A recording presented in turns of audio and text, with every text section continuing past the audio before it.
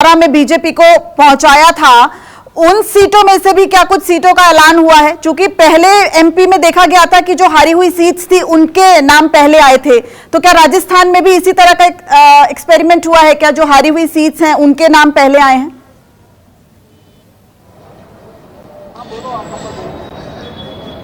देखिए, बिल्कुल, अब चूंकि चुनावों का ऐलान हो चुका है, इसलिए अब हारी और जीती हुई सीटों को नहीं, तमाम सीटों पे धीरे धीरे उम्मीदवारों की सूची जारी की जाएगी। जो बहुत ज्यादा कमजोर सीट थे, छत्तीसगढ़ के 31, और आप वहां मध्य प्रदेश की बात कर ले तो लगभग 103 के आसपास सीट थी, लेकिन उसमें से सबसे ज्यादा कमजोर 39 सीटें थी। उनको चुनाव के डिक्लेयर होने से पहले ही घोषित कर दिया गया था। राजस्थान में भी जरूर आपने कहा, वहां 19 ऐसी सीटें हैं जो बीजेपी ने कभी नहीं जीती है, यानी पिछले 3 चुनावों से कभी नहीं जीती है। और आज जो सूची आई है उसमें भी उन सीटों का जिक्र है।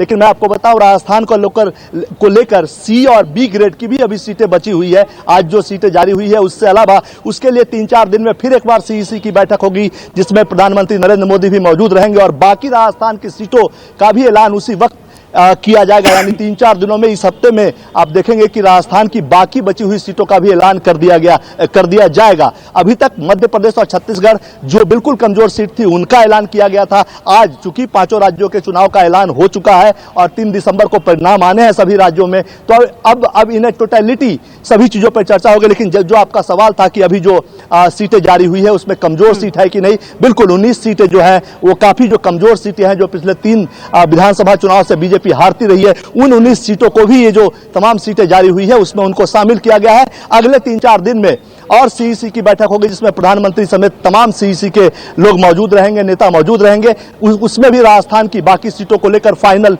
डिसीजन आएगा। और आप ये मानकर चलिए कि हफ्ते ठीक है कुमार, और मेरे 2 और संवाददाता इस वक्त मेरे साथ जुड़ गए हैं। विपिन श्रीवास्तव मध्य प्रदेश से जुड़ गए हैं और राजस्थान से केजे श्रीवत्सन जुड़ गए हैं। सबसे पहले विपिन, आपका रुख करूंगी। चुनावी बिगुल आज बजा और मध्य प्रदेश की चौथी लिस्ट भी आ गई। मुख्यमंत्री शिवराज सिंह चौहान का नाम है, नरोत्तम मिश्रा का नाम है, लेकिन अगर तीसरी लिस्ट की बात करें तो जिस तरीके से केंद्रीय मंत्रियों को या प्रभारियों को टिकट दिया गया उससे एक असंतोष नजर आया। ये जो लिस्ट आई है उसको आप कैसे देखते हैं?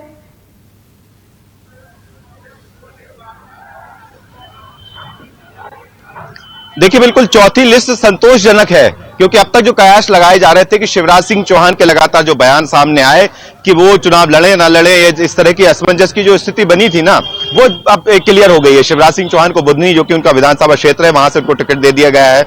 और आपको बता दूं कि इस पूरी सूची में 57 जो उम्मीदवारों की सूची में 21 मंत्री हैं जिनको टिकट दिया गया है। जो सिटिंग मंत्री हैं उनको टिकट दिया गया, जिसमें सिंधिया समर्थक मंत्री भी हैं। और अब तक ये भी कयास लगाए जा रहे थे कि ज्यादातर मंत्रियों के वो जो फॉर्मूला गुजरात में अपनाया था वो फॉर्मूला मध्य प्रदेश में भी लगा सकती है बीजेपी। लेकिन अभी की जो लिस्ट आई है, चौथी लिस्ट, उसमें 21 मंत्रियों को टिकट देना इस बात के संकेत है कि जो मंत्री अभी मौजूद हैं उनके मंत्रियों को अब फिर से चुनाव लड़ाने की जिम्मेदारी सौंपी गई है। अब वो चुनाव लड़ेंगे। इसके अलावा आपको बता दूं 136 जो उम्मीदवार अब तक मैदान में उतार चुकी है बीजेपी इन चारों सूचियों के देखा जाए तो, और इनमें से ज्यादातर जो है ऐसे कैंडिडेट हैं बीजेपी के जो ज्यादातर चुनाव जीतते ही आए हैं। चाहे भोपाल की बात की जाए या मध्य प्रदेश की अलग अलग विधानसभाओं की, इनमें जो 57 की जो सूची मैं अपने पास देख रहा हूं, उनमें से ज्यादातर, मतलब मान के चलिए कि 50 से ज्यादा ऐसे कैंडिडेट हैं, 50 से ज्यादा है बीजेपी के, जिनमें मंत्री हैं 21 मंत्री और विधायक हैं जो मौजूदा सिटिंग एमएलए हैं, तो उनको फिर से मैदान में उतारा है। अभी तक की जानकारी में है कि इनमें से किसी का टिकट अभी नहीं कटा है, जिन विधानसभाओं का अभी सूची जारी की गई है। बिल्कुल, और इसीलिए शायद विपिन आप कह रहे हो कि सूची जो है वो संतोषजनक है, यानी कि अगर टिकट नहीं कटा है, साथ ही साथ कई सारे मंत्री जो हैं उन्हें भी टिकट दिया गया है। और अब सीधे केजे का रुख करती हूं। केजे, राजस्थान की तो ये पहली लिस्ट है, इसे कैसे देखा जाए? क्योंकि एमपी में हम देख रहे हैं बहुत सारे एक्सपेरिमेंट्स बीजेपी करती नजर आ रही है। जो हारे हुए जो सीट्स हैं उनकी लिस्ट पहले जारी की गई, जिससे कि थोड़ा समय जो है वो उम्मीदवारों को ज्यादा मिल सके। क्या राजस्थान में भी इसी तरह का फॉर्मूला देखा जा रहा है?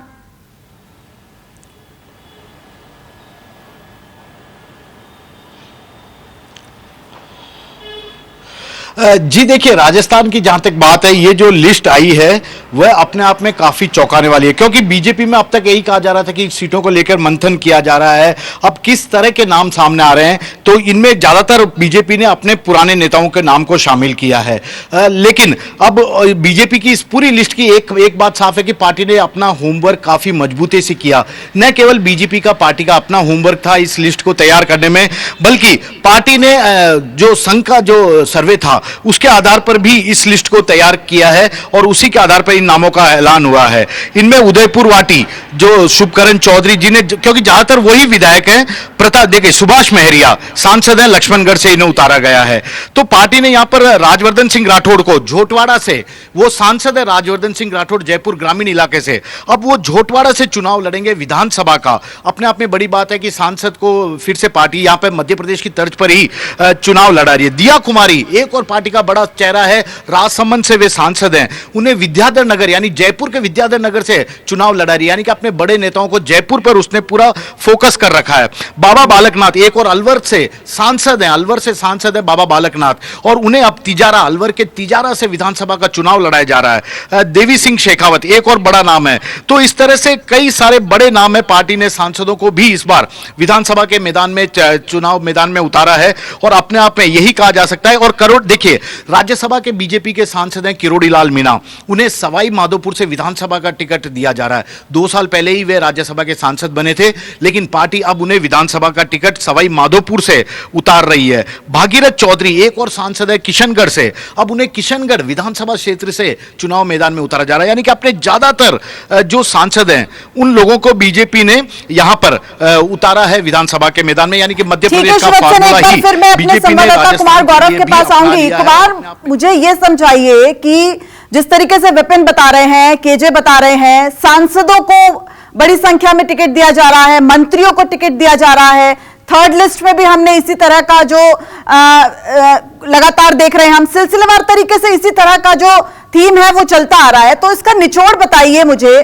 क्योंकि क्या मध्य प्रदेश में फाइट टफ है और राजस्थान में भी अब यही कहा जाए कि मंत्रियों को, सांसदों को, प्रभारियों को विधायकी का टिकट दिया जा रहा है?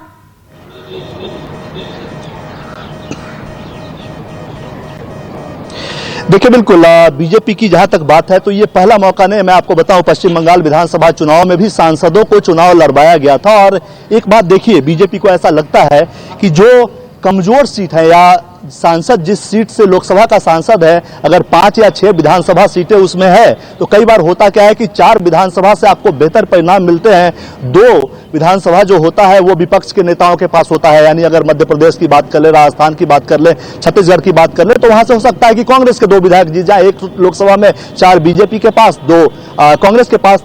बीजेपी इस ट्रेंड को तोड़ना चाहती है। बीजेपी को लगता है कि अगर सांसद है, 6 विधानसभा क्षेत्रों का प्रतिनिधित्व एक सांसद कर रहा है, तो 2 विधानसभा सीटों पे हम कमजोर क्यों हैं। और पश्चिम बंगाल में इसका परिणाम निकला था। बीजेपी 3 सीटों से 72 विधायकों वाली पार्टी बनी थी, पश्चिम बंगाल में यह हुआ था। और शायद उसी के बाद बीजेपी ने ट्रेंड बदला है और उसे लगता है चूंकि सांसद की पहुंच ज्यादा होती है, चूंकि इसमें से कई केंद्रीय मंत्री भी हैं, इनको अपनी इज्जत भी बचानी होती है, तो कई बार विधानसभा चुनाव जब होते हैं तो केंद्रीय स्तर के नेता यानी सांसद या केंद्रीय मंत्री थोड़े सुस्त भी पड़ते हैं। तो इससे क्या है कि सांसदों को टिकट देने से उनका थोड़ा एक्सरसाइज भी होता है कि जमीन पे वो ज्यादा उतरेंगे और जो विधानसभा नुकसान में जाने की संभावना है उस विधानसभा को अपने कब्जे में किया जा सकेगा। तो ये पार्टी के लिए एक अतिरिक्त कमल होगा, यानी कि ठीक है। एक जवाब मैं विपिन से और ले लूं। विपिन, ये बताइए कि अगर सूबे की पॉलिटिक्स की बात की जाए, देखिए अब चौथी लिस्ट मध्य प्रदेश की आ चुकी है, फैक्टर्स की बात की जाए तो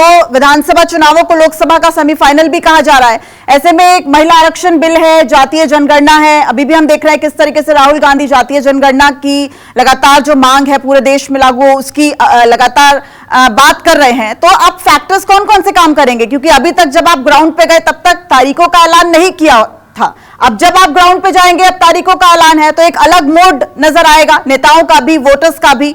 तो क्या लग रहा है कौन से फैक्टर्स ज्यादा काम करेंगे, क्योंकि विधानसभा चुनाव है लेकिन लोकसभा चुनाव का सेमीफाइनल भी है?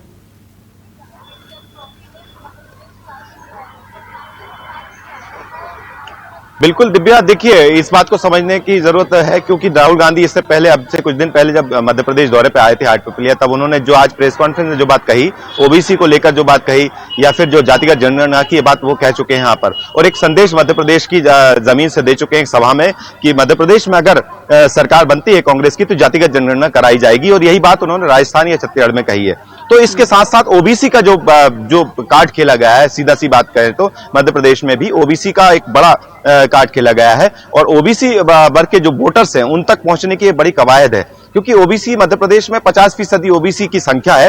हालांकि इस बात की अभी जातिगत जनगणना हुई नहीं है, लेकिन माना यह जाता है कि 50% ओबीसी हैं, और ऐसे में अगर ओबीसी को लेकर अगर कांग्रेस या बीजेपी चलती है तो बहुत फायदा हद तक मिल सकता है। और बीजेपी की बात की जाए तो ओबीसी एक चेहरा शिवराज सिंह चौहान पहले से ही मध्य प्रदेश में है, और यही वजह है कि शिवराज सिंह चौहान का अब तक जो कयास लगाए जा रहे थे, जो चर्चाएं थी सियासी हलकों में कि क्या टिकट मिलेगा या नहीं मिलेगा, मंच से उनका खुद का कहना, इस बात को भी आज जो चौथी सूची उस बात में साफ कर दिया है कि ओबीसी चेहरा या ओबीसी जो चेहरे हैं उनको रखा जाएगा, क्योंकि इस सूची में ज्यादातर मंत्रियों के नाम जो मैं बता रहा हूं आपको, उनमें ओबीसी भी चेहरे हैं। ओबीसी चेहरों को लेकर चलना, चाहे कमल पटेल जैसे कृषि मंत्री हैं, ओबीसी चेहरा, उनको भी आगे बढ़ा के रखना, तो ये तमाम बातें बताती हैं कि मध्य प्रदेश में ओबीसी एक बड़ा फैक्टर हो सकता है। ठीक है, छोटा सा जवाब मैं केजो श्रीवास्तव से ले लूं। केजो, चूंकि ये राजस्थान की पहली लिस्ट है, और अगर राजस्थान की पॉलिटिक्स को समझना चाहे संक्षेप में, चूंकि चेहरा नहीं है, मध्य प्रदेश में भी हम ये देख रहे हैं, राजस्थान में भी यही देख रहे हैं, सूबे की राजनीति बिना चेहरे के कैसे आगे बढ़ेगी, किस तरीके से जो वोटर्स हैं उसमें कंफ्यूजन बढ़ेगी, और पहली लिस्ट जो आई है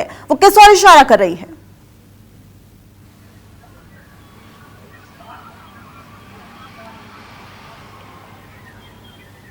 जी देखिए, ये जो पहली लिस्ट आई है उस बीजेपी ने अपने 7 सांसदों को उतारा, 21 टोटल उम्मीदवारों को उतारा, 200 विधानसभा सीटों में से 41 उम्मीदवारों के नामों की सूची जारी हुई है, 7 सांसदों को उतारा है, और ये सभी सांसद उस जगह से उतारे गए हैं जहां बीजेपी काफी कमजोर है, यानी कि इस वक्त कांग्रेस के वहां पर विधायक हैं।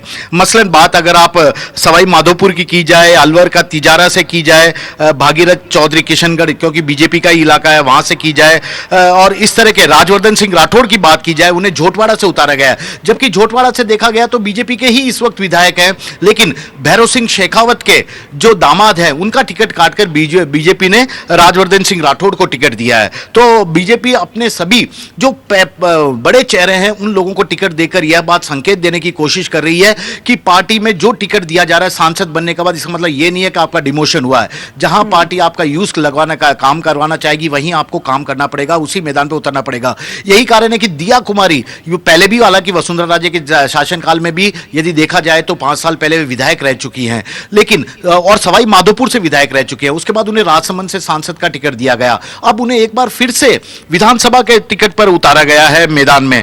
तो कई सांसदों को उतारा है, और इसके जरिए बीजेपी यही आपको रोक के एक बार बता दूं कि राजस्थान की जो पहली लिस्ट है उसमें वसुंधरा राजे का नाम नहीं है। आप अभी यही जिक्र कर रहे थे, अब आप मुझे बताइए, पहली लिस्ट में वसुंधरा राजे का नाम नहीं है, राजस्थान में बिना फेस के बीजेपी आगे बढ़ रही है, इसे अब कैसे देखें?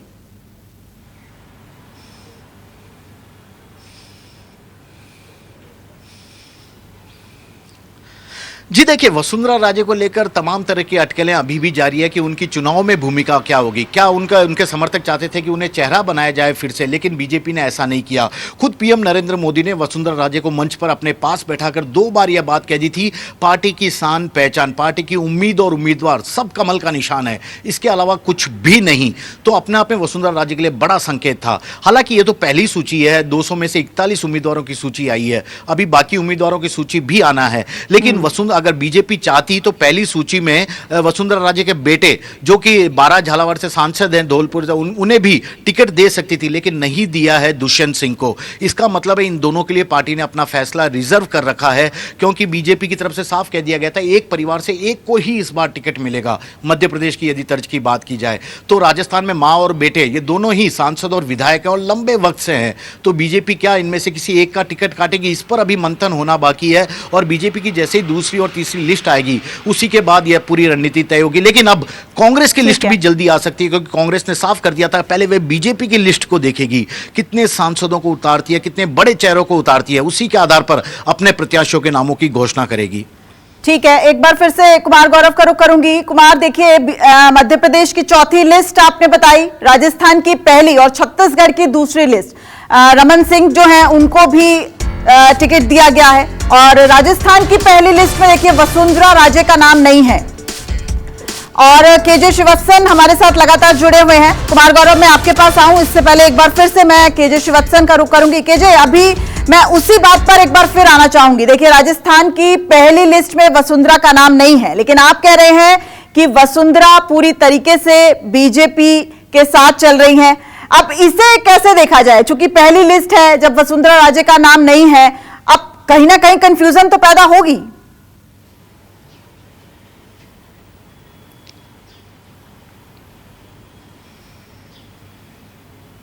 जी बिल्कुल, देखिए कार्यकर्ता कंफ्यूजन में ये पिछले 2-3 महीने से ही हैं, क्योंकि जब से पार्टी पूरी तरह चुनावी मोड में आई है, चाहते थे कि उनके नेता के बारे में एक फैसला हो जाए, या तो उन्हें पार्टी अपना चुनावी चेहरा बना दे या कुछ ना कुछ भूमिका दे। लेकिन किसी भी कमेटी में, चाहे चुनाव प्रबंधन समिति हो, चाहे मैनिफेस्टो कमेटी हो, कहीं उन्हें जगह नहीं दी गई। कोर कमेटी में बनाया गया क्योंकि 2 बार मुख्यमंत्री रह चुकी हैं, पार्टी की वरिष्ठ नेता हैं, राष्ट्रीय उपाध्यक्ष है राजस्थान से, तो ऐसे में उन्हें केवल कोर कमेटी का सदस्य बनाया गया। इसके अलावा कोई जब भूमिका नहीं दी गई तो अब सवाल तो उठना लाजमी है। और आज जो लिस्ट आई है 41 उम्मीदवारों की बीजेपी की ओर से, उसमें भी वसुंधरा राजे के काफी सारे समर्थकों के नाम नदारद हैं, क्योंकि जहां से वे चुनाव लड़ते थे उनके समर्थकों को इस बार टिकट नहीं दिया गया, उनकी जगह सांसदों को चुनाव मैदान में उतार दिया गया। तो एक और वसुंधरा राजे के समर्थक और वसुंधरा राजे के लिए भी एक बड़ा झटका। और ऐसे में यही देखना है कि जब अगली 2-3 लिस्ट जितनी भी बीजेपी की आनी है 200 उम्मीदवारों के हिसाब से, तो उस लिस्ट में क्या वसुंधरा राजे के समर्थकों को जगह मिलती है, क्या खुद वसुंधरा राजे को जगह मिलती है, और यदि मिलती है तो उनके बेटे का राजनीतिक भविष्य क्या होगा, क्या संकेत देती है पार्टी, इसे लेकर अब तमाम तरह के कयास लगाए जा रहे हैं। लेकिन पार्टी ने एक बड़ी शुरुआत कर दी है लिस्ट जारी करने के साथ, और उम्मीद तो यही की जा रही थी कि अब कांग्रेस भी इसके बाद अपनी सूची जारी कर देगी, क्योंकि कर्नाटक मॉडल के आधार पर बीजेपी कांग्रेस चुनाव लड़ने की बात कर रही थी, लेकिन वो अपने 200 दिन पहले अपने उम्मीदवारों की सूची जारी नहीं कर पाई, क्योंकि मध्य प्रदेश का जो बीजेपी की रणनीति थी, जो मॉडल था, वो कांग्रेस के सामने था। और कांग्रेस इस बार सत्ता में वापस आने के लिए जी तोड़ कोशिश कर रही है और कोई चूक वापस नहीं रखना चाहती, और यही कारण है कि बीजेपी की हर रणनीति पर उसकी निगाह है। वसुंधरा राजे को लेकर भी कांग्रेस लगातार आक्रामक रुख अपनाई हुई है, क्योंकि जानती है वसुंधरा राजे के नाम से बीजेपी को जितना वह डैमेज कर सकती है, कर पाएगी आम लोगों के बीच में, मतदाताओं के बीच में। और यही कारण है कि अब जब पहली सूची में वसुंधरा राजे के समर्थकों का नाम नहीं है, वसुंधरा राजे का नाम नहीं है, तो निश्चित तौर पर कांग्रेस इसे भी अपना मुद्दा बनाकर बीजेपी को घेरने की कोशिश करेगी। बिल्कुल, बड़ी खबर देखिए हमारे संवाददाता केजे श्रीवत्सन दे रहे हैं कि 41 उम्मीदवारों की जो लिस्ट आई है उसमें 7 सांसदों का टिकट है, लेकिन वसुंधरा राजे का नाम नहीं है और साथ ही साथ वसुंधरा राजे के समर्थकों का नाम भी नहीं है। ठीक है, अब कुमार गौरव, मैं आपके पास आऊंगी एक बार फिर से। राजस्थान की पहली लिस्ट, मध्य प्रदेश की चौथी लिस्ट और छत्तीसगढ़ की दूसरी लिस्ट। साथ ही साथ आज का दिन अहम इसलिए भी है क्योंकि 5 राज्यों में विधानसभा चुनावों की तारीखों का ऐलान हो गया है।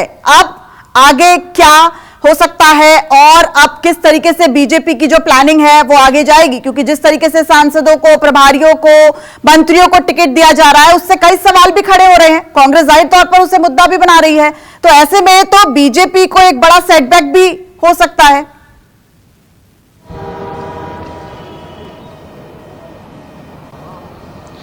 देखिए, जहां तक बीजेपी की तैयारियों का सवाल है, आज चुनावी 5 राज्यों में चुनाव का जो शेड्यूल है उसका ऐलान हुआ है, और आपने देखा कि उसके चंद घंटे के बाद बीजेपी की राजस्थान की पहली सूची, छत्तीसगढ़ की दूसरी सूची और मध्य प्रदेश की चौथी सूची आ गई है। कुल मिलाकर पार्टी की तैयारी इसी हिसाब से है, और बीजेपी ने ये जो सांसदों को उतारा है तमाम राज्यों में, उसके पीछे एक मेन मकसद ये भी है, एक तो हारी हुई सीटों पे मजबूत स्थिति में वापसी करे और सीटों का फायदा हो। दूसरी बात यह है कि चूंकि प्रधानमंत्री मोदी ही पार्टी के चेहरा हैं सभी राज्यों में, इसलिए टीम मोदी मैदान में उतर रही है, और जाहिर तौर पे राज्य सरकार जहां सत्ता में बीजेपी है, वहां राज्यों की जो सरकार के जो कामकाज है उस मुद्दे पे तो बात होगी, लेकिन मुख्य तौर पर केंद्र की योजनाओं के हिसाब से वोट मांगने का प्रयास किया जाएगा, चूंकि चेहरा कमल यानी कि प्रधानमंत्री नरेंद्र मोदी को बनाया गया है, खासकर इन तीनों हिंदी पट्टी के जो राज्य हैं उन तीनों राज्यों में। ऐसी स्थिति में मोदी के साथ साथ उनको असिस्ट करने के लिए टीम मोदी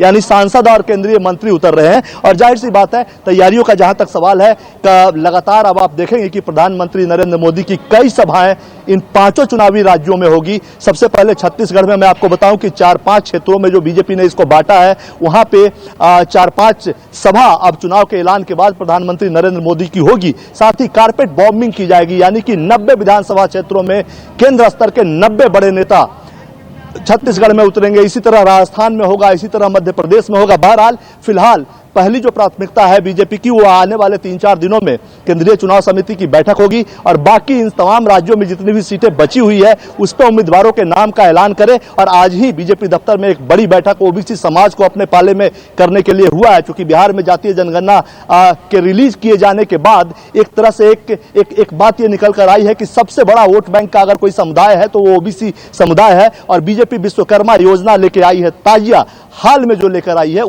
इसके अलावा आज ही योजना बनी है कि इन सभी 5 राज्यों में जहां विधानसभा चुनाव हैं, वहां 10 तारीख से ही बीजेपी के तमाम कार्यकर्ता जिला स्तर पे विश्वकर्मा योजना के जरिए किस तरह ओबीसी समाज को फायदा पहुंचाने का केंद्र सरकार प्रयास कर रही है, उसको लेकर कैंप लगाएगी और ये सभी राज्यों में होगा। तो इसी से आप समझ लीजिए जमीनी स्तर पे तमाम काम होंगे। उसके बाद फिर प्रधानमंत्री नरेंद्र मोदी और सभी विधानसभाओं में कारपेट बॉम्बिंग की जाएगी। तो जाहिर सी बात है, 90 ठीक है कुमार, यानी जोर आजमाइश जो है वो बीजेपी की जारी है और लगातार